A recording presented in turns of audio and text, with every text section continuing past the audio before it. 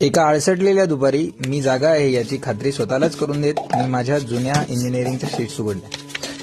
त्यातून आपण काढलेली चित्र पाहिली. ती आता काहीच कामाची नाही हा विचार करून त्यांना परत दूर रोटलं आणि आपल्या कामाला लागलो. पुलंच्या सांगण्याप्रमाणे पोटापाण्यासाठी केलेला व्यवसाय तुम्हाला जगवेल आणि कलेशी केलेली मैत्री तुम्हाला का जगायचं हे सांगून जाईल.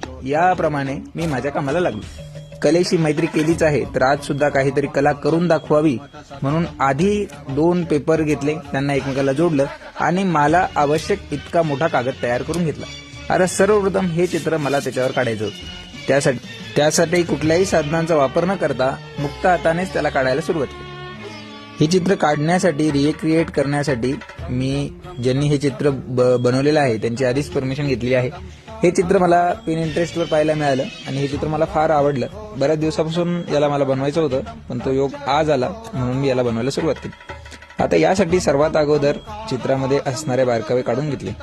बारकावे काढल्यानंतर हळूहळू सोंड, नंतर गणपतीच्या पोटाचा भाग काढत काढत काढत काढत त्याला पूर्ण करत गेलो आणि गणपतीची शस्त्रे, गणपतीचे हार, गणपतीचे हात, त्याच्या हातातला मोदक, पाय, मांड्या, वेगवेगळं जे काही आभूषणं मला दिसत होती ती काढून घेण्याचा प्रयत्न केला.